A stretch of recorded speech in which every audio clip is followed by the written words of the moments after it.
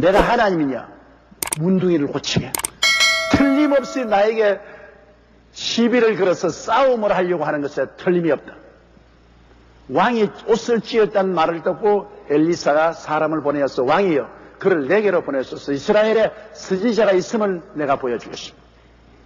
그래서 나만 장군과 그 일행을 엘리사의 집으로 인도했는데 가보니 조그마한 초가집에 사리문을 딱 달아놨는데 나만 장군 일행이 왔다고 호령을 하니까 나오는 것이 엘리사가 나오는 것이 아니라 엘리사에게 시종주는 종이 총총두름으로 나와서 허리를 굽혀 절을 하고 지금은 우리 주인께서는 바빠서 당신 같은 사람 만날 수가 없고 오직 나에게 말을 남기셨는데 그 말은 요단강에 가서 7번 목욕하라고 합디다.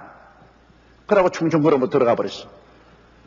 아이 정말 나만 장군이시라니까 사람을 무시하고 체면을 짓밟아도 푼수가 있지.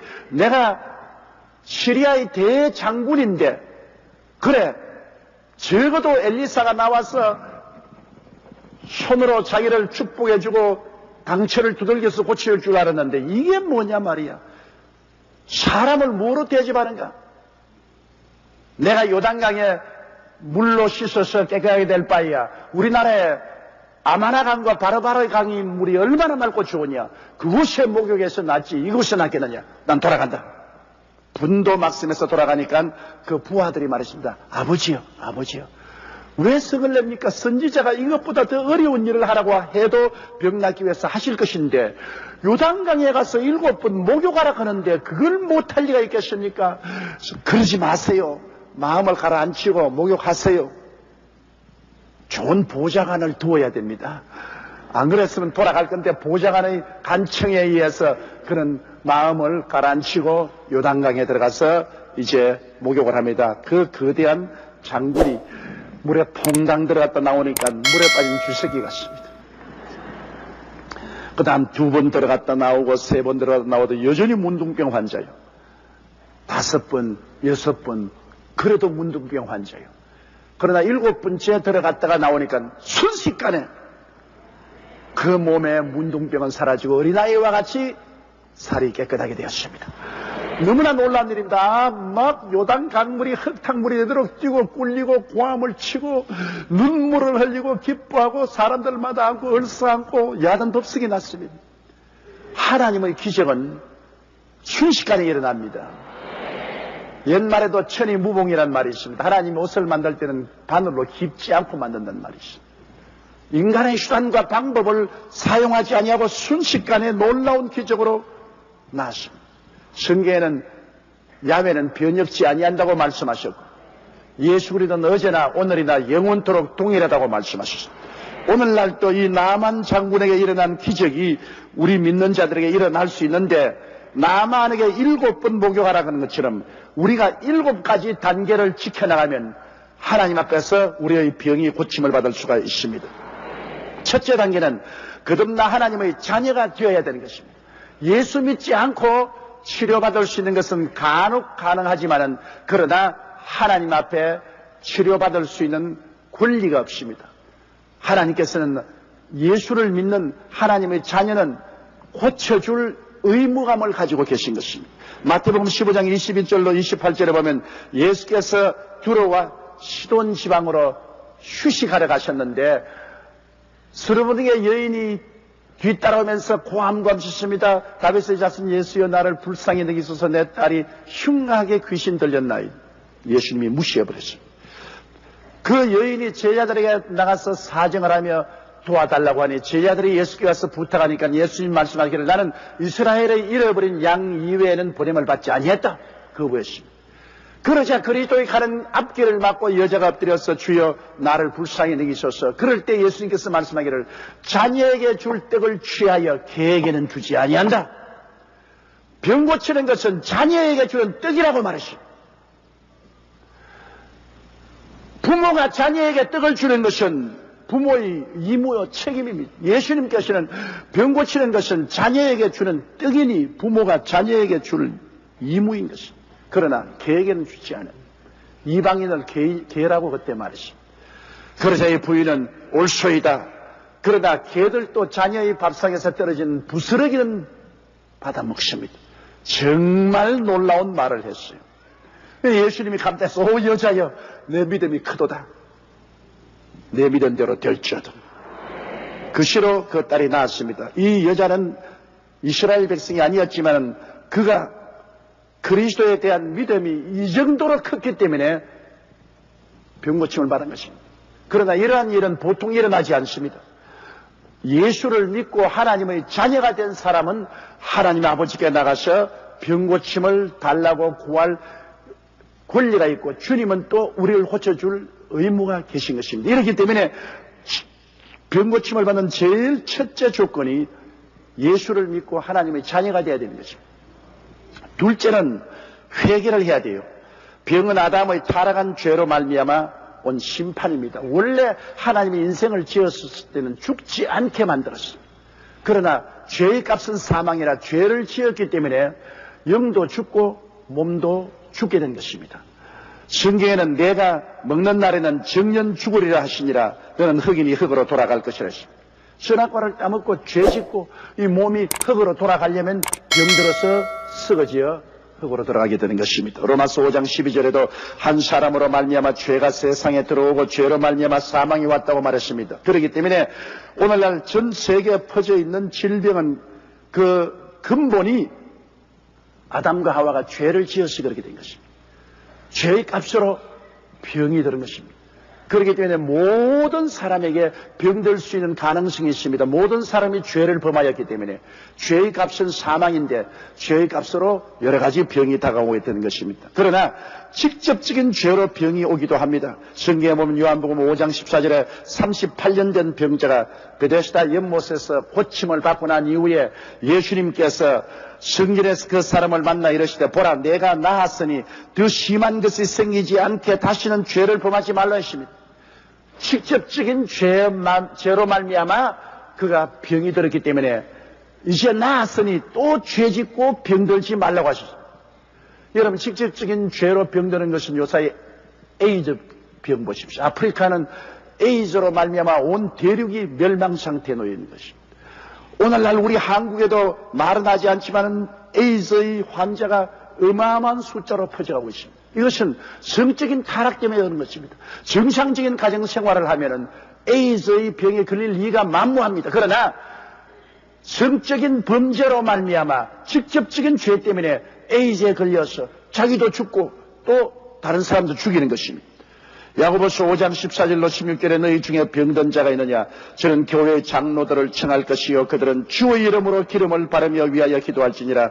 믿음의 기도는 병든 자를 구원하리니 주께서 저를 일으키시리라. 혹시 죄를 범하였을지라도 사심을 얻으리라. 이러므로 너희 죄를 서로 구하며 병 낫기를 위하여 서로 기도하라. 의인의 강문은 역사하는 힘이 많으라고 하시므로 병 고침 받기 원할 때는 꼭 죄를 회개하라고 말씀하고 있는 것입니다. 우리의 직접적인 죄로 말미암아 병들기도 하고 간접적인 부모의 죄, 이웃의 죄 때문에 병이 들기도 하는 것입니다. 그러므로 야간 병이 타고 오는 줄인 죄를 끊어버려야 됩니다. 우리 오석준 안수 집사님이 15년 동안 우상숭배의 죄악에 빠졌습니다. 그는 집 팔고 남의 돈도 빌려서 새로운 사업을 시작하여 개업한 지 얼마 되지 않아 문 닫고 빚만 남게 되었습니다. 그래서 1년여 동안 그는 방황의 생활을 했습니다. 시간만 있으면 그는 창악산 꼭대기에 가서 우상에 절하고 우상에게 간청했습니다. 그러나 우상 섬긴 결과로 얻은 것은 폐가망신밖에 없습니다. 화병이 나서 1년 동안 집을 떠나 돌아다니다가 1년 후에 돌아보니 부인이 죽음에 이르는 병이 들렸습니다. 병원에서도 알 수 없는 무서운 병이 들어 죽어가고 있습니다. 이제는 가정이 파탄이 됐습니다. 그때 구역장의 전도를 받고 부부간에 우리 교회에 나왔는데 제일 처음에는 15년 동안 우상승했으므로 마귀가 굉장히 방해하고 회방했습니다만 결심을 하고 계속 말씀을 듣다가 은혜를 받고 회개를 하기 시작했습니다. 15년 동안 우상숭배하고 하나님의 뜻을 받들지 못한 죄를 철저히 회개하고 부부간에 주님께 부르짖자 하나님의 성령의 역사에서 남편의 병도 낫고 부인의 병도 깨끗이 나아버리고 말하십니다. 요사이 열심으로 교회에 나와서 하나님을 섬기고 있습니다. 이처럼 여러분, 우리에게 크고 적은 병이 들 때 제일 먼저 해야 될 것은 우리 죄를 자백해야 되는 것입니다. 셋째로 우리는 치료에 대한 하나님의 약속을 알아야만 합니다. 하나님이 정말 치료해 주실는지 아닌지 모르면 믿을 수가 없어요. 예수님 지나가실 때 문둥이가 하나 나와서 주의 뜻이 오면 나를 깨끗게 할 수 있나이다, 그렇게 말하십니다. 주님께서 내가 원하는 깨끗함을 받아라, 즉시로 문둥병이 나았는데, 이 문둥병 환자는 병 낫는 것이 주님의 뜻인지 아닌지 몰라서 그 뜻을 물었던 것입니다. 오늘날 여러분, 우리가 병 고쳐달라고 기도할 때 과연 내가 병 낫는 것이 하나님의 뜻이냐 아니냐를 알아야 돼요. 하나님의 뜻인 줄 알면은 우리가 강하고 담대하게 구할 수가 있는 것입니다. 시편 103편 1절로 3절에 보면 내 영혼아 야훼를 송축하라, 내 속에 있는 것들아 다 그 성호를 송축하라. 내 영혼아 야훼를 송축하며 그 모든 은택을 잊지 말지어다. 저가 내 모든 죄악을 사하시며 내 모든 병을 고치신다고 말이죠. 하나님이 인생에 베푸신 은택을 잊지 말라고 말이죠. 많은 사람은 잊어버리고 있죠. 그것은 모든 사람의 죄를 용서해 주시고 모든 사람의 병을 고쳐주시는 것이 하나님의 뜻이라는 것을 여기에 분명히 보여주고 있는 것입니다. 시편 107편 17절로 20절에는 미련한 자는 저희 범과와 죄악의 영부로 고난을 당하며 저희 혼이 각종 식물을 싫어하여 사망의 문에 가깝도다. 이에 저희가 그 근심 중에서 야훼께 부르시며 그 고통에서 구원하시되 제가 그 말씀을 보내어 저희를 고치사 위경에서 건지신다고 말하십니다. 사람이 범죄하여 병들어 절망에 처했을 때 회개하고 부르짖어 기도하면 주님께서 말씀을 보내어서 고쳐주신다고 말한 것입니다. 이사야 53장 4절로 10절에도 보면은 그는 실로 우리의 질고를 지고 우리의 슬픔을 당하였거늘 우리는 생각하기를 그는 징벌을 받아서 하나님께 맞으며 고난을 당한다 했노라. 그리고 야훼께서 그로 상함받게 하기를 원하사 질고를 당케 하셨은지라고 말했습니다. 하나님께서는 얼마나 우리의 병을 고치기를 원하셨던지, 예수님께서 우리의 연양을 담당하시고 병을 짊어지고 가게 하시며 예수님을 상함받게 하시기를 원하사 우리 질고를 당케 했다고 성경은 말하고 있는 것입니다. 예수님은 빌라도의 뜰에서 40의 가만 매를 맞고 등이 칼기알게 찢어지고 피투성이가 되었습니다. 성경에는 제가 채찍에 맞음으로 너희가 고침을 받았다고 말씀하고 있는 것입니다. 마태복음 8장 16절로 17절에 저물매 사람들이 귀신 들린 자를 많이 데리고 예수께 오거늘 예수께서 말씀으로 귀신들을 쫓아내 지금 병든 자를 다 고치시니 이는 선지자 예사야로 하신 말씀에 우리 연장한 것을 친히 담당하시고 병을 짊어지셨도다함을 이루려 하심이라. 주님께서는 병든 자를 예외 없이 다 고쳤었습니다. 그리고 마가복음 16장 18절에는 주께서 이 세상을 떠날 때 마지막으로 남긴 유언 중에서 저희가 내 이름으로 귀신을 쫓아내며 새 방언을 말하며 뱀을 집으며 무슨 독을 마실 자도 해를 받지 않으며 병든 자에게 손을 얹은즉 나으리라고 말씀하셨습니다. 여러분, 요사이 의사들이 말한 것을 들으면 병은 영적, 정신적 스트레스로서 우리가 앓는 병의 70%가 정신적인 것에서 연유한다고 말했습니다. 성경에도 하나님께서 나사렛 예수에게 성령과 권능을 기름 붓듯하였으며 제가 두루 다니시며 착한 일을 행하시고 마귀에게 눌린 모든 자를 고쳤다고 말했습니다. 마귀는 영적인 존재로서 우리에게 죄를 통해서 온 정신적인 스트레스를 통해서 우리에게 병을 가져오는 것입니다. 성경에도 마귀에게 눌린 것이 병이 된다고 말했는데 의학적으로도 70% 이상이 스트레스 때문에 병이 된다고 말했습니다. 오늘날 의사가 의료 활동으로 치료할 수 있는 환자의 퍼센테이지는 한 20%밖에 안 됩니다. 100명이 오면은 의학적으로 고칠 수 있는 병은 한 20명 정도밖에 안 된다는 것입니다. 그러므로 우리가 하나님께 나와서 말씀을 듣고 귀신을 쫓아내고 마음의 성령을 받고 평안을 얻으면 병은 낫게 되어 있는 것입니다. 그런데 오늘날 사람들이 이 하나님의 말씀을 별로 탐탁히 생각하지 않아요. 어떤 교단 성도 대상 설문조사를 해보니까 성경 말씀 묵상 시간을 조사하니 성도의 과반수 이상인 52%가 예배 시간에 목사님이 읽어준 성경과 설교 이외에는 성경을 보지 않는다고 말했습니다. 그러니까 심신의 병들죠. 과반수 이상이 주일날 교회 나와서 말씀 듣는 이외에는 집에 들어가서 성경책 한 번도 펼치지 않아요. 그리고 성경을 읽는 사람들 중에도 보면은 일반 성도는 하나님 말씀을 읽고 묵상하는 시간이 52분, 일주일에 52분입니다. 집사는 1시간 27분, 장로 권사는 2시간 37분 정도 성경을 본다. 여러분, 하나님의 말씀은 살았고 운동력이 있어 좌우에 낯선 어떤 검보다 예리하여 영과 홍과 및 관절과 골수를 짜게는 놀라운 힘이 있습니다. 말씀이 우리 속에 들어와서 역사합니다. 그런데 그 말씀을 우리가 멀리하고 있으니까 치료받을 수 있는 기회가 없지요. 말씀은 하나님이 우리의 병을 수술하는 하나님의 메스인 것입니다. 하나님의 메스를 우리가 멀리하면 치료함을 받을 수가 없는 것입니다. 그러므로 말씀을 통하여 하나님께서 우리의 병을 고치신다는 것을 확실히 알아야 되는 것입니다. 그 약속의 말씀은 성경에 넘치도록 있기 때문인 것입니다. 넷째로 우리가 확신이 올 때까지 기도를 해야 되는 것입니다. 사람들은 여러분 병 낫기 위해서 기도하는 것 잠시 하고 난 다음에 즉시 치료가 안 온다고 그냥 포기하고 마는데요. 마가복음 11장 24절에 그러므로 내가 너희에게 말하노니 무엇이든지 기도하고 구한 것은 받은 줄로 믿어라. 그리하면 너희에게 그대로 되리라. 기도하고 난 다음 받은 줄로 믿을 수 있는 확신이 올 때까지 기도하는 것입니다. 확신도 안 왔는데 그냥 기도하고 포기하면 안 돼요. 마귀의 쥔을 꿰뚫고 하나님의 손을 잡을 때 확신이 오는 것입니다. 기도하고 구할 때 확신이 올 때까지 기도해야 돼요. 누가복음 18장의 과부의 기도 보십시오.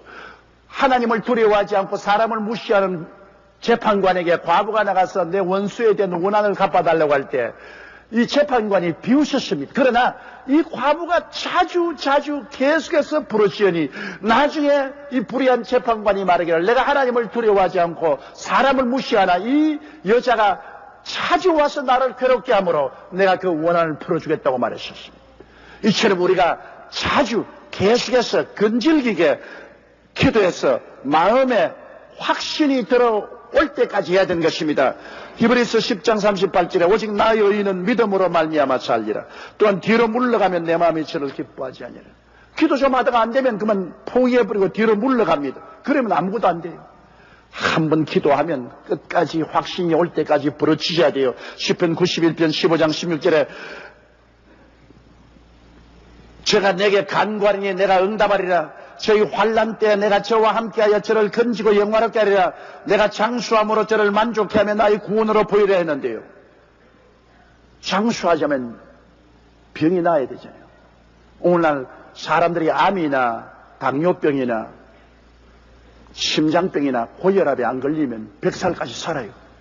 그러나 성인병이 걸림으로 장수하지 못하고 죽지 않아요. 그런데 우리가 병들면 우리 하나님께 간절히 나와서 부르짖어 기도하면 낫거든요. 성경의 히스기야가 하나님이 이사야를 보내가 당신이 죽고 살지 못하니 집안을 정리하라 했을 때 그가 들어누워서 벽을 향하여 간절히 눈물을 흘리며 통곡하고 기도하니까 주님이 이사야에게 말하기를 돌아가서 다시 히스기야에게 말하라. 너 기도를 듣고 눈물을 보았다. 내가 너의 생명을 15년 동안 연장해 주겠다고 말씀하십시오. 이와 같이 여러분 우리 주님께 우리가 간구해야 돼요. 우리 교회 이미순 권사님께서 목에 이상이 있어 단청 촬영 결과 종합검사 해보니까 갑상선에 문제가 있다고 수술하자고 해서 40분이면 된다고 해서 수술을 했는데 2시간이 걸렸어요. 보니까 갑상선 암입니다. 암덩어리를 다 뜯어내지 못하고 그대로 덮어버렸습니다. 그러고 난 다음에 항암 주사를 맞고 치료를 하는데 눈도 안 보이고 목이 너무나 아프고 항암제를 맞아 목과 얼굴이 항아리처럼 부어올랐습니다. 그래서 그때 그런 하나님께 회개했습니다. 너무나 전도 아니하고 신방도 아니하고 하나님 사업에 열중하지 않고 게으른 죄를 회개하고 결사적으로 부르짖었습니다. 사람은 막다른 골목에 처하면 결사적으로 부르짖게 되는 거예요. 미리부터 결사적으로 부르짖었으면 좋았을 것인데 평안할 때는 결사적으로 안 부르짖어요. 그래 우리 권사님이 이제는 사형승우를 받았으니까 병상에서 결사적으로 주님께 부르짖었습니다. 목숨을 걸고 기도 며칠 만에 목이 아픈 것이 사라지고 항아리처럼 부어올랐던 얼굴이 깔아집니다. 그래서 다시 한번 진찰을 해달라고 해서 진찰해 보니까 암이 온데간데 없습니다. 사라지십니다. 나았습니다.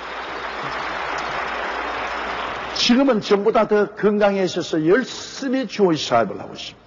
이와 같이 여러분 확신이 올 때까지 간절한 마음으로 주님께 부르짖어 기도해야만 되는 것입니다. 너희가 없는 것은 구하지 아니함이라고 성경은 말하고 있습니다. 다섯째로 우리가 병들면 안수기도 받는 것을 두려워하지 말아야 됩니다. 장로나 목사는 기름을 바르고 기도해 줘야 돼요. 야고보서 5장 14절에 너희 중에 병든 자가 있느냐? 저는 교회의 장로들을 청할 것이요 그들은 주의 이름으로 기름을 바르며 위하여 기도할지니라고 말한 것입니다. 하나님께서는 주의 종이나 장로들이 와서 기름을 바르고 기도해 주면 그를 통해서 고치겠다고 말했습니다. 무슨 장로님이 교인들을 위해 의시되고 다스리려고만 하는 것이 장로가 아닙니다. 장로라는 것은 교인들이 기름간에 고통당할 때 가서 위로하고 격려하고 치료해 주는 역사를 하는 것이 장로인데, 특별히 몸에 병들었을 때 장로가 가서 말씀을 전하고 기름을 바르고 안수하여 기도하면 하나님이 고치겠다고 말씀하셨어요. 그뿐 아니라 그럼 장로가 없을 때 어떻게 하냐? 장로가 없을 때는 평신도라도 집사라도 지역장 구역장이라도 병든 자에게 가서 부드럽게 손을 잡고 기도해 주세요. 이 성경 말씀 마가복음 16장 17절 18절에 병든 자에게 손을 얹은즉 나으리라고 하시니, 손을 얹는다는 것은 여러분 사랑으로서 손을 붙잡아 주는 것이 말입니다. 손을 얹으라 했는데 몽둥이로 때려가 뼈가 부러지기도 하고 죽이기도 하고 그런 것 있지 않습니까? 기도원에서 병자 위에 기도한다고 해서 사람 죽여놓고 난 다음 나는 안수했다 그럽니다. 여러분 그런 것 없어요. 손을 얹으라는 것은 사랑의 손길을 얹지 않습니까? 우리가 병원에 신방하도 환자가 있으면 손을 잡지 않아요. 그 몸에 부드럽게 손을 얹잖아요. 그것은 사랑을 표시하는 것입니다. 사랑으로 기도하는 것입니다. 우리가 병든 자에게 가서 사랑으로 손을 얹고 우리 기도하면 하나님께서 병을 고치겠다고 말씀한 것입니다. 이렇기 때문에 병들어서 자기 혼자 힘으로 기도하기가 벅찰 때 주의 종이나 장로님들에게 기름 부음을 받고 기도를 받고, 그렇지 않으면 믿는 성도들이 사랑의 손길로 어루만져주면서 기도해주면 주님께서 고치겠다고 말씀하신 것입니다. 여섯째로 우리가 병들면 환경이나 감각에 의지하지 말고 단호하게 하나님의 말씀에 서서 믿음으로 기도해야 되는 것입니다. 믿음으로 행하고 보는 것으로 행하면 안 됩니다. 내가 느끼고 감각적으로 고통을 느끼는 것을 바라보고 떨면 안 돼요. 저 하늘이 무너지고 이 땅이 꺼져도 1.1획도 변함없는 말씀에 서야 돼요. 눈에 아무 전가 안 보이고 귀에는 아무 소리 안 들리고 손에 잡히는 거 없어도 말씀으로 서야 됩니다. 아무리 고통이 다가오고 괴로워도 이것은 거짓되고 헛된 것이다. 사탄아, 이 거짓되고 헛된 짓 하지 마라. 나는 저가 채찍에 맞음으로 나음을 받았다. 말씀에 서야 되는 것입니다. 믿음은 바라는 것들의 실상이요 보지 못하는 것들의 증거라고 했는데, 아직 성취되지 않았다 할지라도, 아직 보이지 않는다 할지라도 하나님의 약속하심을 마음속에 확신하고 말씀에 서야 되는 것입니다. 고린도후서 5장 7절에 이는 우리가 믿음으로 행하고 보는 것으로 하지 아니하며, 보는 것으로 따라가면 믿음이 아니죠. 안 보이더라도 말씀에 서야지요. 출애굽기 15장 26절에 가라사대 너희가 너희 하나님 나 야훼의 말을 청종하고 나의 보기에 의를 행하며 내 계명의 귀를 기울이며 내 모든 귀를 지키면 내가 애굽 사람에게 내린 모든 질병을 하나도 너희에게 내리지 아니하리니 나는 너희를 치료하는 야훼입니다. 우리 하나님의 이름이 치료하는 야훼입니다. 즉 의사 선생님이라는 것입니다. 우리 하나님 아버지가 의사 선생님인데 우리 자녀들이 병들어서 고생할 리가 있겠습니까? 하나님은 전지전능하신 분이신데요. 그러므로 우리는 단호하게 믿음으로 하나님께 나서 기도하고 없는 것을 있는 것 같이 확신해야 됩니다. 아직 없는데도 있는 것처럼요. 하나님은 죽은 자를 살리시며 없는 것을 있는 것 같이 부르신다고 말했습니다.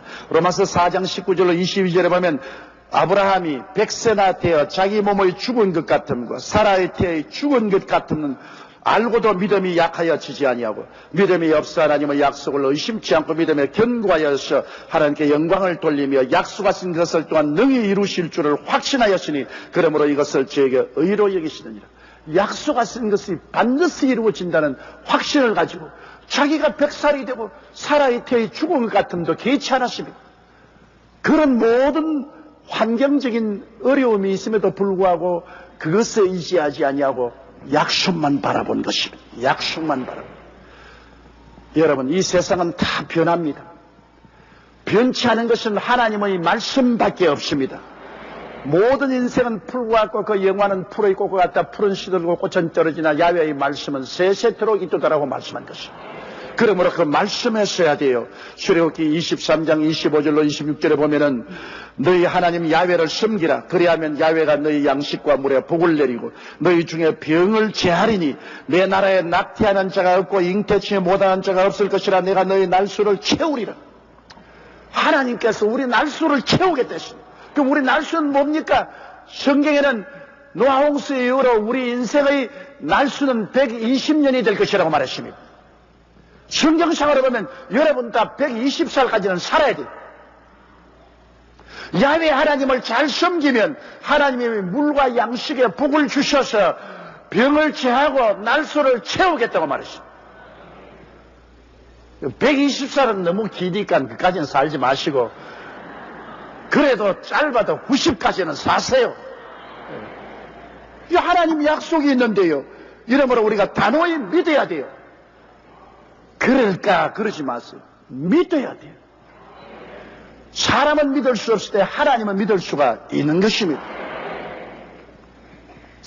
그리고 7째 마지막으로 우리가 병고침을 받기 위해서 기도 받았을 때 하나님께 감사를 드려야 됩니다. 우리가 병고침 받아도 감사하고 이미 병고침 받을 확신을 얻었어도 감사를 드려야 됩니다.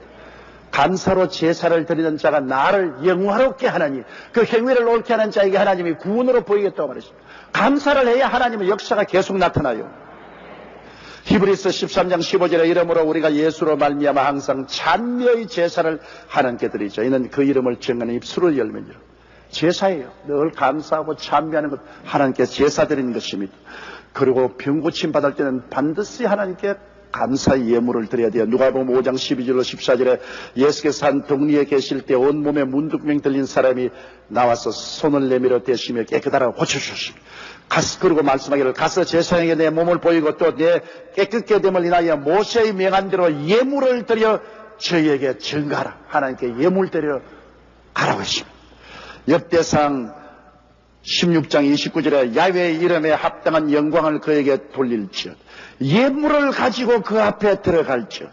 아름답고 거룩한 것으로 야훼께 경배할지어다. 하나님께 여러분 우리가 감사한다면 내게 희생적인 예물을 드려야 될 것 아닙니까? 그냥 말만 가지고 감사한다는 것은 진실한 감사가 아니죠. 우리가 참으로 하나님께 귀한 예물을 가지고 나가서 야훼께 감사를 드리면 그 진짜 감사가 돼요. 이렇기 때문에 우리가 하나님께 치료함을 받았을 때 반드시 예물을 드려 감사를 드려야 되는 것입니다. 예수님께서는 사역의 3분의 1을 병 고치는 데 보내셨습니다. 12제자 70인의 제자 및 최후의 명령에는 모든 믿는 자들에게 병 고칠 것을 주님께서 강력히 명령하셨습니다. 그러므로 병 고치는 것은 기독교 복음의 50%의 중요성을 가지고 있습니다. 죄사함과 병 고침은 손의 등과 앞과 같습니다. 그러므로 천국의 기초는 치료에 있습니다. 치료가 없는 천국은 여러분 철학이지 천국이 아닙니다. 야고보는 공회에서 신에서 교회 장로들의 직분 중에 중요한 것은 병든 자를 신방하고 치료의 기도를 하는 것이라고 명령을 하셨습니다. 그러므로 첫째, 거듭나 하나님의 자녀가 되어야 치료함 받을 권리가 있으며, 둘째, 우리가 간접적인 죄나 직접적인 죄나 죄를 철저히 회개하고 기도해야 될 것이고, 셋째는 치료에 대한 하나님의 약속을 확실히 알아야 될 것이고, 넷째는 확신이 올 때까지 하나님께 근질기게 인내를 가지고 기도해야 될 것이고, 다섯째로 안수 기도를 받을 것이고, 여섯째는 단호히 눈에 나무 정이 안 보이고 귀에는 나무 소리 안 들리고 손에 잡히는 걸 없어도 믿어야 될 것이고, 일곱째는 감사의 제사를 드리는, 감사의 제사를. 그러면 하나님의 능력이 나타나서 오늘 우리는 모든 병에서 고침을 받고 하나님이 정하신 수명대로 살 수 있게 되는 것입니다. 우리 기도드리겠습니다. 사랑이 많으시고 거룩하신 하나님 아버지, 하나님의 치료의 은총과 역사를 진정으로 감사하고 찬송합니다. 아버지 하나님이시여, 하나님 아버지와 우리 주 예수 그리스도는 치료하는 하나님이십니다.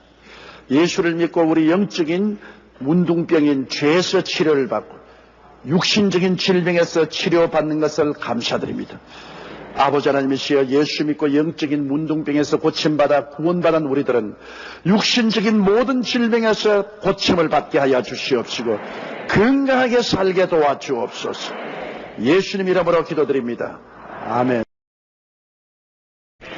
저는 오늘 여러분과 함께 요한복음 15장 1절로 8절의 말씀을 가지고 이 사람은 과실을 많이 맨날 이 제목으로 말씀을 나누고자 합니다. 성경에는 하나님과 예수님과 우리의 관계를 설명하는 예화가 여러 가지 모양으로 여러 곳에 기록되어 있습니다. 그런데 오늘 요한복음 15장 1절로 8절에 있는 예화는 우리들에게 큰 깨달음과 은혜를 주시는 말씀이신 것입니다. 이 말씀을 오늘 몇 가지로 우리가 나누어서 음미해 보겠습니다. 첫째로 하나님과 예수님과 우리의 관계를 이 말씀은 뚜렷하게 정의해 주고 있습니다. 세상은 포도밭이고 예수님은 이 세상에 심은 참 포도나무이고 하나님은 포도농사를 지으시는 농부가 되신다는 것입니다. 그리고 성도 여러분들은 예수님의 나무에 접붙인 가지는 것입니다. 얼마나 우리의 입지가 분명하지 않아요. 이 세상이 하나님이 농사짓는 포도밭이고 예수님은 참 포도나무, 종자 포도나무이시고 하나님은 직접 농사짓는 농부이시고 우리는 포도나무 가지에 붙어있는 한 사람 한 사람이라는 것입니다. 여러분, 예수님은 참 포도나무로서 이 땅에 심어졌을 때는 열매를 맺기 위한 것입니다. 관상목으로 심어진 것이 아닙니다. 열매를 맺기 위해서 심어놓으신 것입니다. 그러면 예수님이 맺는 열매는 무엇입니까? 무엇보다도 먼저 예수님이 맺는 열매는 영혼의 구원의 열매인 것입니다. 아담과 하와 이후로 모든 사람들이 다 죄로 말미암아 하나님께 버림을 당하고 영원한 죽음에 처하게 되었습니다. 이 사람들을 구원하기 위해서 예수님이 이 땅에 심어졌었고 예수님을 통해서 사람들이 죄의 용서를 받고 구원을 받고 열매를 맺기 위한 것입니다. 그러므로 그리스도를 통해서 용서를 받고 의로움을 얻고 하나님의 영광을 마음속에 체험한다는 것입니다. 여러분, 오늘 이 세상 사람들은 하나님의 영광과 떨어져 있습니다. 하나님의 영광이 무엇인지 모릅니다. 그러나 회개하고 예수를 믿고 의롭다함을 얻으면 그 마음속에 형언할 수 없는 하나님의 영광을 체험하게 되는 것입니다. 이것은 설명을 할 수가 없습니다. 체험을 할 수가 있습니다. 하나님이 나의 마음속에 임재하여 계시는 그 아름다운 영광, 하나님과의 교통이 이루어졌다는 그 영광을 우리가 누릴 수가 있는 것입니다. 이것이 그리스도가 이 세상에서 맺으시는 열매인 것입니다. 그뿐 아니라 그리스도를 통해서 죄인들이 의롭게 되고 추한 자들이 거룩하게 되고 귀신에 들렸던 사람들이 귀신에서 해방되고 성령의 충만함을 받는 이러한 것들은 다 주님이 주신 놀라운 열매인 것입니다. 로마서 3장 23절로 24절에 모든 사람이 죄를 범하였음에 하나님의 영광에 이르지 못하더니 그리스도 예수 안에 있는 구속으로 말미암아 하나님의 은혜로 값없이 의롭다 하심을 얻은 바 되었다. 그리스도 예수 안에 있는 보혈의 능력으로 값없이 용서와 의와 영광을 얻고 거룩함과 성령 충만을 얻게 된 것입니다. 고린도후서 5장 5절에 곧 이것을 우리에게 이루게 하시고 보증으로 성령을 우리에게 주시는 하나님이시다. 하나님이 성령을 보내주셔서 진실로 우리가 하나님의 자녀가 되고 하나님이 우리와 같이 계시고 영원한 미래가 하나님 은혜 속에서 보장된 사실을 성령이 보증해 주시는 것입니다. 그뿐 아니라 예수 그리스도께서 맺으시는 열매는 치료인 것입니다. 여러분, 우리의 마음속에 주님이 오셔서 우리의 영과 마음과 몸을 치료하여 주시는 것입니다. 우리는 아담과 하와 이후로 병든 자인 것입니다. 죽음에 이르는 병이 들렸고, 마음은 시기, 분노, 질투, 여러 가지 염려, 근심, 불안, 초조, 절망의 병이 들었고, 육체는 형언할 수 없이 많은 가지가지 고통스러운 병에 들려 있습니다. 하나님의 아들 예수님은 치료자로서 오신 것입니다. 우리의 영혼을 구원하시고 마음을 변화시켜 해주시고 육체를 질병에서 해방시켜 주시는 치료자로 오셔서 치료의 열매를 맺으시는 것입니다. 출애굽기 15장 26절에 나는 너희를 치료하는 야훼라고 말씀하셨으며, 마태복음 8장 11절에 이는 선지자 이사야로 하신 말씀에 우리 연약한 것을 친히 담당하시고 병을 짊어지셨도다 라고 말씀하고 있는 것입니다.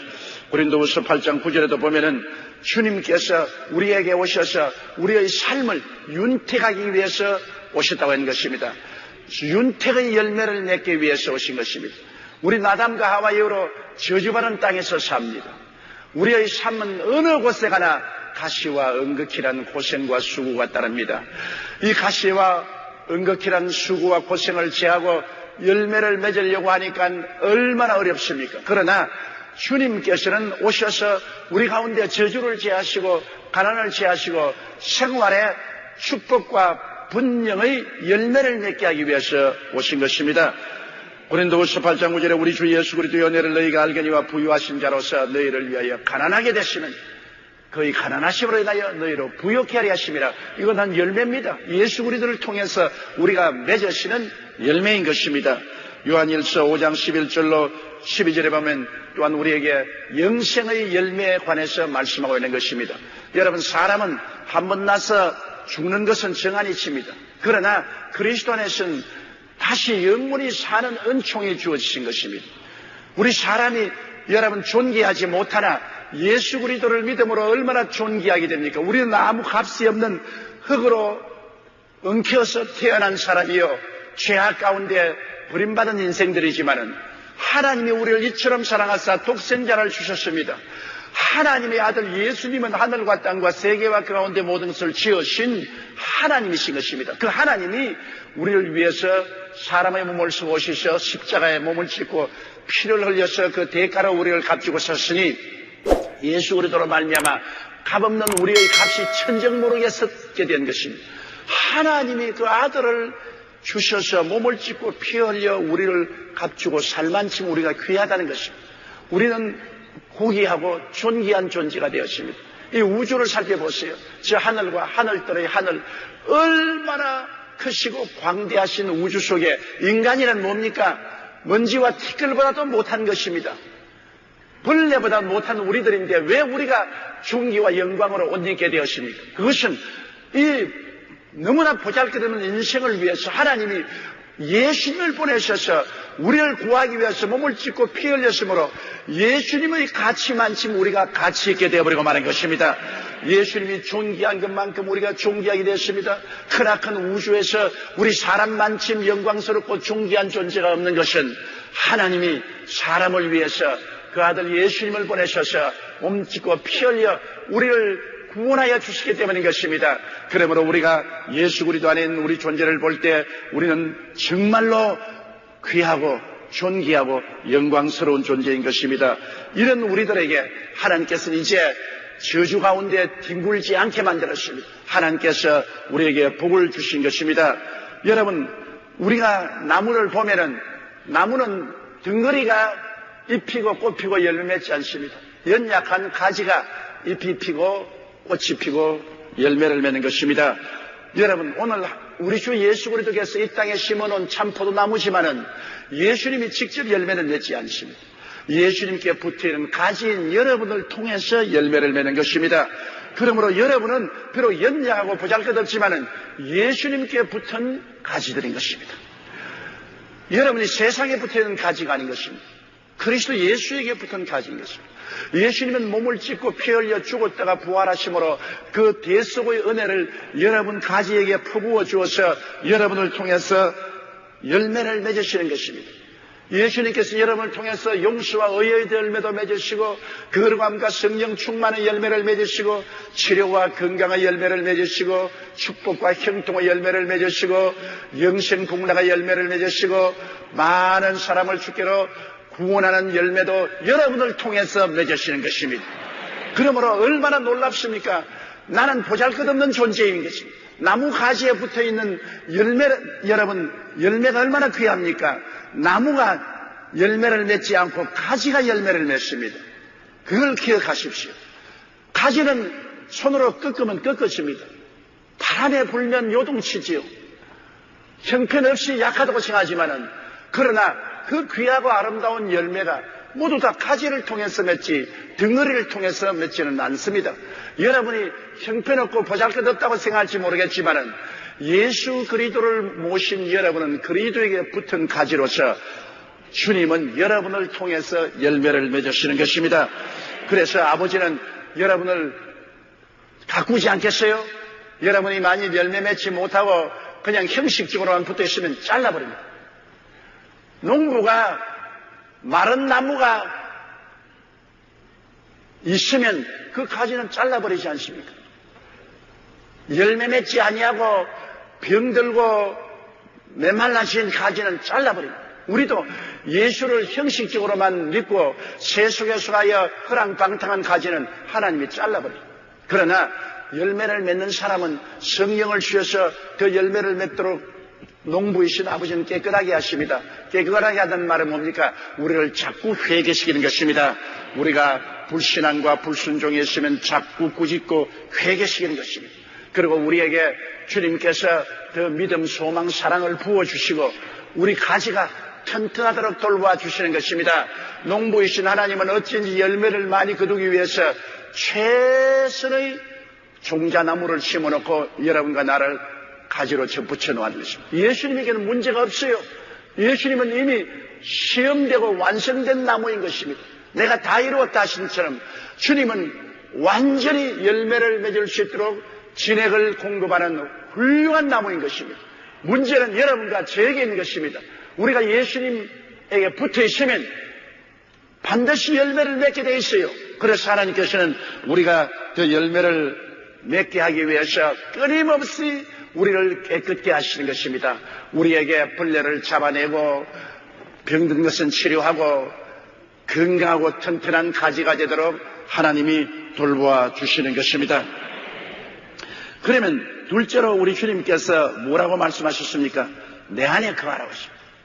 너희들은 내 안에 거하라. 오늘날 교회는 눈에 보이는 예수님의 몸이요 포도나무인 것입니다. 예수님이 세상 어디에 심어졌느냐? 바로 교회가 그리스도의 몸입니다. 그리스도의 몸 교회를 통해서 우리가 열매를 맺지요. 그렇기 때문에 주님께서 내 안에 거하라는 것은 우리가 교회 안에 들어와서 교회 안에서 그리스도와의 관계를 맺어야 되는 것입니다. 교회 밖에서는 그리스도와의 관계를 맺을 수가 없습니다. 교회가 그리스도의 몸인데요. 교회가 지상에 심어놓은 최상등급 포도나무인데요. 교회 안에 들어와야 그리스도와의 연결을 맺을 수가 있는 것입니다. 그러므로 우리가 교회 안에 들어오기 위해서는 회개하고 예수님을 구주로 믿어야 교회에 들어오는 것입니다. 회개하고 예수를 믿지 않고 교회 아무리 왔다 갔다 해도 그리스도와의 접붙임은 이루어지지 않습니다. 회개해야 됩니다. 그리고 예수를 구주로 모셔드려야 되는 것입니다.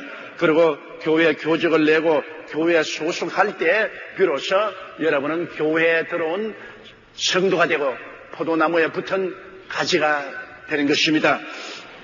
성경 에베소 4장 11절에 그에게서 온몸이 각 마디를 통하여 도움을 입음으로 연락 상합하여 각 지체의 분량대로 역사하여 그 몸을 자라게 하며 사랑 안에서 스스로 세운다고 말씀한 것입니다. 그렇기 때문에 예수 그리스도의 몸에 붙어서 우리 각 나무 가지가 자라는 것입니다. 그리고 또 우리가 그리스도의 몸 안에 들어오기 위해서는 물로 세례받아야 되는 것입니다. 세례 안 받아도 되지 않냐? 안 받아도 되지만은 세례는 구원의 조건은 아니나 그리스도의 몸에 튼튼히 들어올 수 있는 길이 되는 것입니다.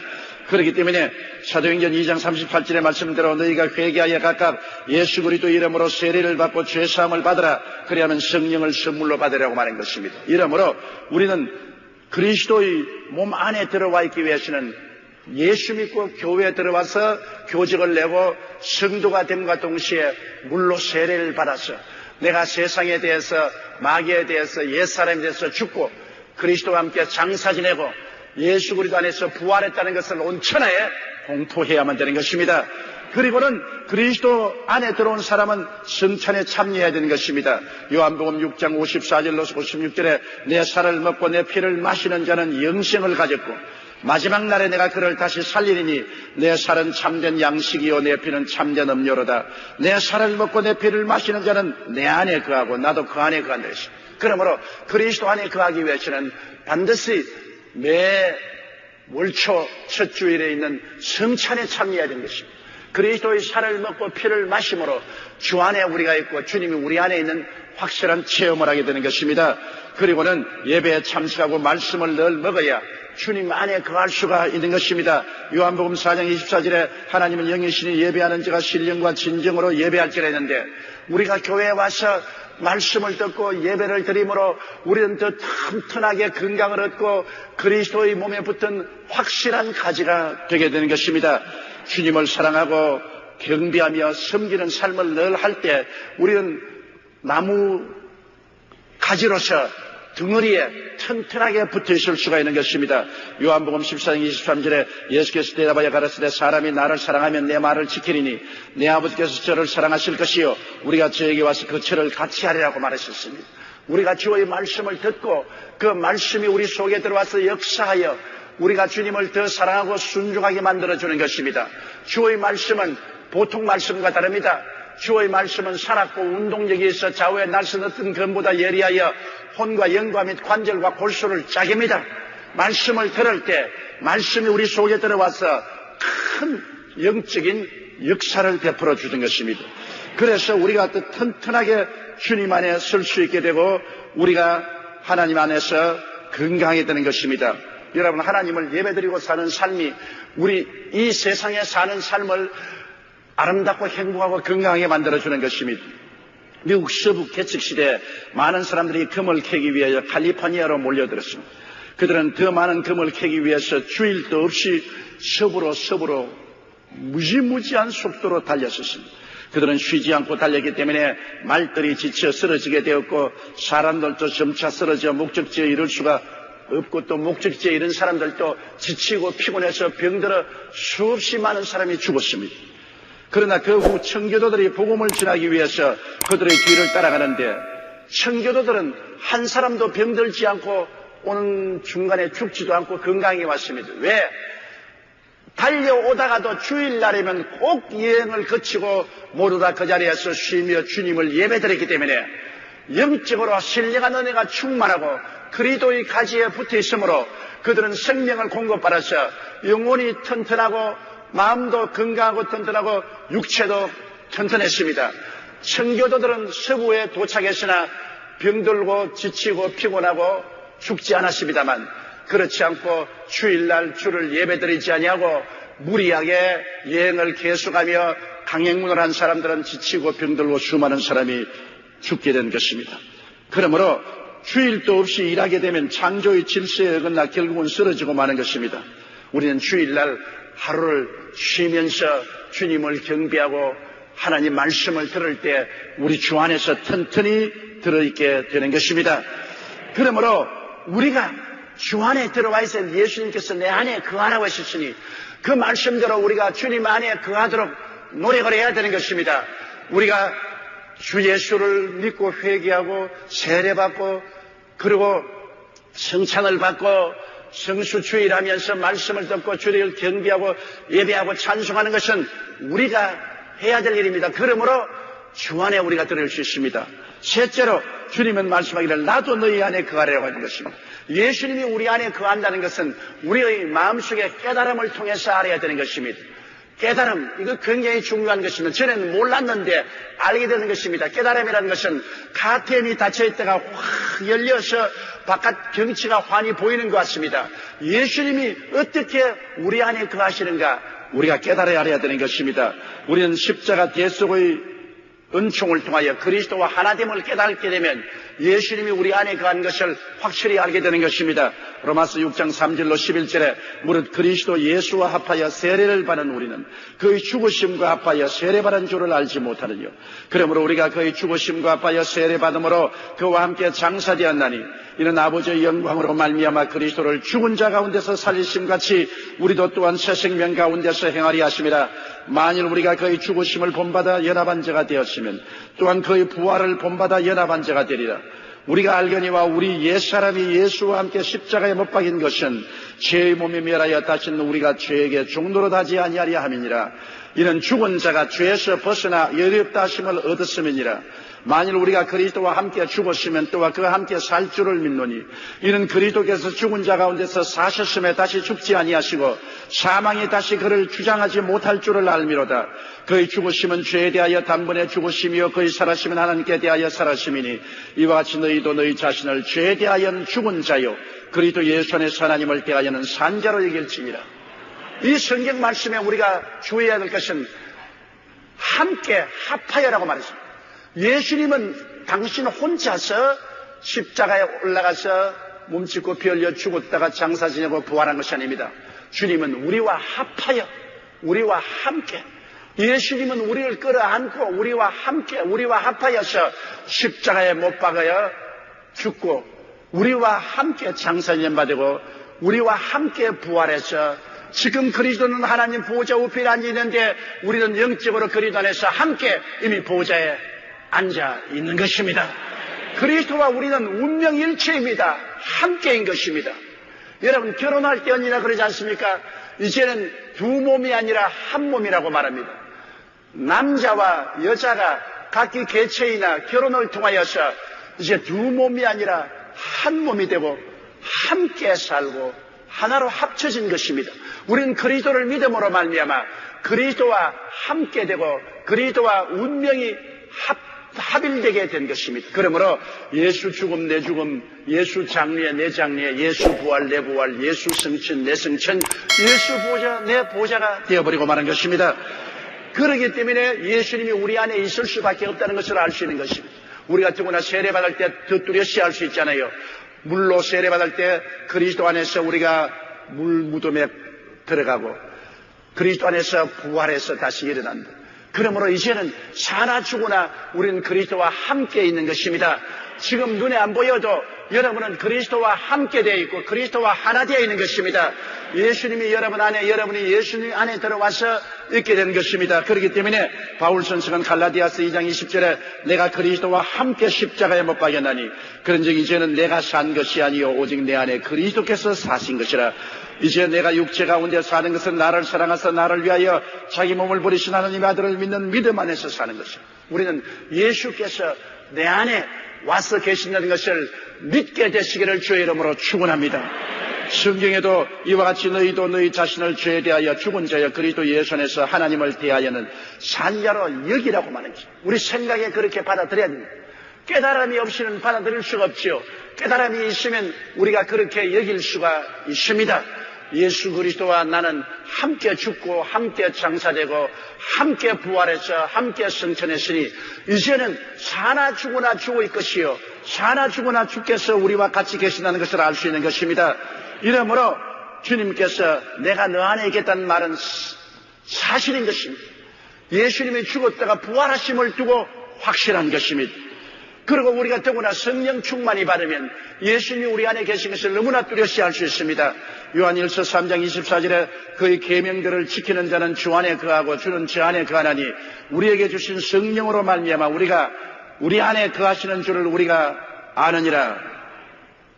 성령이 오시면 우리가 마음속에 주께서 우리 안에 계시구나 것을 체험적으로 느낄 수 있습니다. 내가 아버지 안에 너희가 내 안에 내가 너희 안에 있는 것은 너희가 알리라고 하신 요한복음 14장 20절로 14절의 말씀이 14장 20절의 말씀이 참말이구나 하는 것을 우리가 절실히 마음속에 느낄 수가 있는 것입니다. 그리고 우리가 말씀을 먹을 때마다 예수님이 우리 안에 있는 것을 압니다. 왜? 말씀은 바로 예수님이기 때문에 예수님의 말씀을 받아들일 때마다 예수님이 우리 속에 있는 것을 확증할 수가 있는 것입니다. 요한복음 1장 3절에 만물이 그로 말미암아 지은 바 되었으니 지은 것이 하나도 그가 없이는 된 것이 없느니라. 말씀이 육신이 되어 우리 가운데 거하시며 우리가 그 영광을 보니 아버지의 독생자의 영광이 은혜와 진리가 충만하다. 예수님은 바로 말씀이 육신이 되어서 우리 가운데 오신 분인데 그 말씀을 우리가 받아들이면 예수님이 우리 안에 와 계시는구나 확실히 알 수 있습니다. 여러분, 예수를 믿지 않은 사람은 말씀을 안 받아들입니다. 말씀을 안 받아들이기 때문에 예수님이 그들 속에 와 계시지 않아요. 그러나 여러분은 말씀을 듣고 아멘하고 받아들이는 것입니다. 그것은 예수님이 여러분 속에 들어와 계시기 때문에 아멘할 수 있고 더 예수님을 깊이 모셔드릴 수가 있는 것입니다.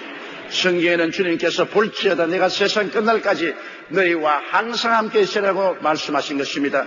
이러므로 우리가 몸된 교회 그리스도의 포도나무에 들어와 있고 예수님이 우리 안에 들어와 있는 이 사실은 우리가 언제나 마음속에 묵상하고 깨달아야 되는 것입니다. 이제는 나 홀로 외롭게 살고 있지 않습니다. 나는 몸된 교회 안에 들어와 있고 그리스도의 몸 안에 들어와 있고 예수님은 죽었다가 부활하신 은혜를 통해서 믿음으로 내 안에 들어와 있고 나는 그리스도와 함께 사는 사람이지 혼자 사는 사람이 아닌 것입니다. 함께 자고 함께 깨고 함께 일하고 함께 생활합니다. 사나 죽으나 그리스도의 것입니다. 그리스도는 우리 것이고 우리는 그리스도의 것입니다. 예수 그리스도와 우리는 멀리 떨어져 있지 않습니다. 우리는 어찌하든지 하나가 되어야 되는 것입니다. 그리스도의 성령이 우리 속에 와서 우리의 영과 하나가 되어 있는 것입니다. 얼마나 놀라운 일인 것입니까? 그러므로 예수님께서는 나를 본 자가 아버지를 보았다고 한 것처럼 우리는 우리를 본 자는 예수님을 보았나니라고 말할 수 있어야 되는 것입니다.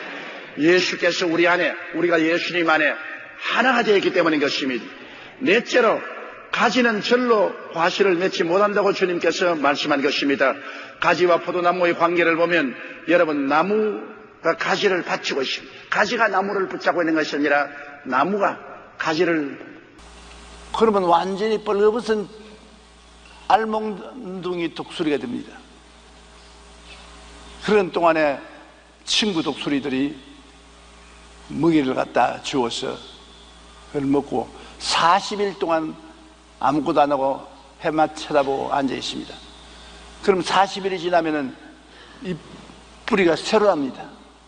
발톱이 새로 나오고 몸에 털도 새로 나와서 완전히 회춘을 해요.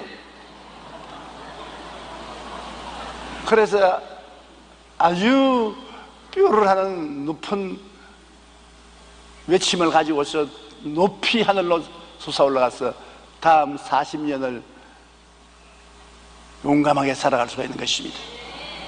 그렇기 때문에 독수리는 새 회춘을 함으로 우리 예수 믿는 사람들이 하나님 앞에 기다리는 시간을 많이 가지면 가질수록 성령으로 새로워진다는 것입니다. 우리가 피곤하고 지칠 때도 하나님 앞에 엎드려서 있으면 성령으로 말미암아 우리에게 새 힘이 와요. 야외를 앙망하는 자는 새 힘을 얻으니 독수리의 날개치며 올라감과 그렇죠. 다른 박질에도 피곤치 않고 걸어가도 혼빛이 아니하리라는 하나님 말씀이 이루어지는 것입니다. 그러므로 여러분 피곤할 때는 기도 안 해도 하나님 앞에 그냥 기다리고 앉아만 있어도 성령께서 여러분을 새롭게 하는 역사를 베풀어 주시는 것입니다. 그런데 하나님께서는 오늘 이 독수리가 새끼를 낳아서 길러서 장성하게 만들어 내보낼 때까지의 과정을 통해서 하나님이 우리들에게 어떻게 섭리하는가 그것을 보여주고 있습니다. 독수리는 둥지를 먼저 지어야 알을 낳고 새끼를 깔 수 있지 않겠습니까? 그런데 독수리가 둥지를 지을 때는 가만히 보면은 찔레 가시 있는 그런 나무를 구하러 다닙니다. 찔레나무에 가서 가시를 꺾는다고 발톱에 피가 나고 얼굴이 찢기고 할 때도 있습니다. 그러나 모두 가시 능굴을 찔레 이런 것을 가지고 둥지를 만들어요. 도대체 저런 놈이 어디 있냐? 가시 둥지를 가지고 둥지를 만드는 게 어디 있냐? 그래서 안 말단하고 완전히 가시로 둥지를 만들기 때문에 저 누가 들어가서 살 수 있겠냐? 그렇게 생각하는데 그 다음에는 이 독수리가 밖으로 날아가서 토끼를 잡고 쥐 이런 동물들을 잡아서 알맹이는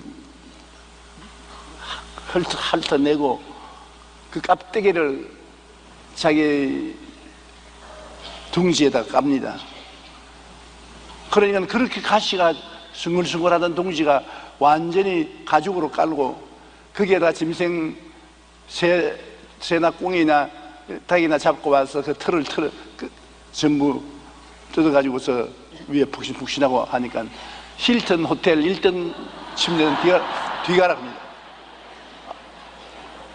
아주 멋있는 호텔 방 침대 같이 만들어 놓습니다. 근데 실상은 가시둥지입니다.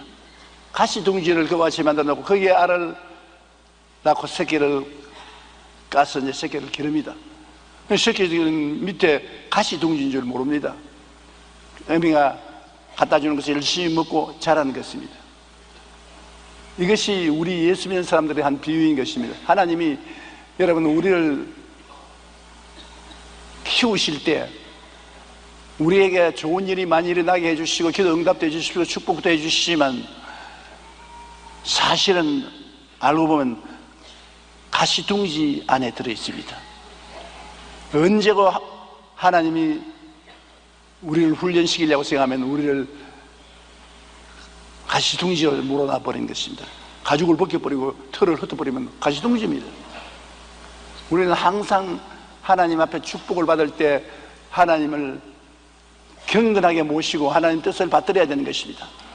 우리가 하나님이 우리를 사랑하는 줄 잘 알고 있습니다. 그러나 하나님은 우리를 지극히 사랑하는 것만큼 또한 하나님은 거룩한 하나님이기 때문에 진노하는 하나님인 것입니다. 아버지가 아무리 좋은 아버지라도 화를 내는 때가 옵니다.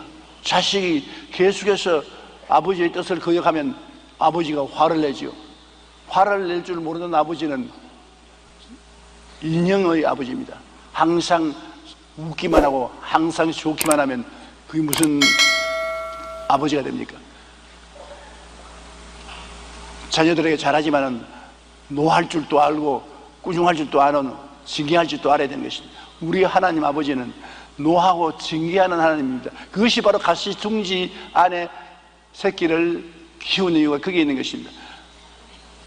부드럽고 한없이 편안하고 좋은 침대지만은 그 밑에는 가시가 숭글숭글 나요. 언제든지 원하면은 그 가시둥지 속에 집어넣을 수가 있다는 거죠. 그렇기 때문에 우리가 하나님 앞에 항상 감사하고 찬송하고 경건하게 따라야 되는 것입니다.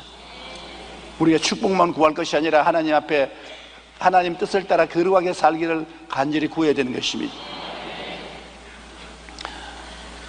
욥기 39장 27절로 29절에 보면 독수리가 공중에 떠서 높은 곳에 보금자리를 만드는 것이 어찌 내 명령을 따름이냐. 그것이 낭떠러지에 집을 지으며 뾰족한 바위 끝이나 험준한 데 살며 거기서 먹이를 살피니 그 눈이 멀리 본다고 말하고 있는 것입니다.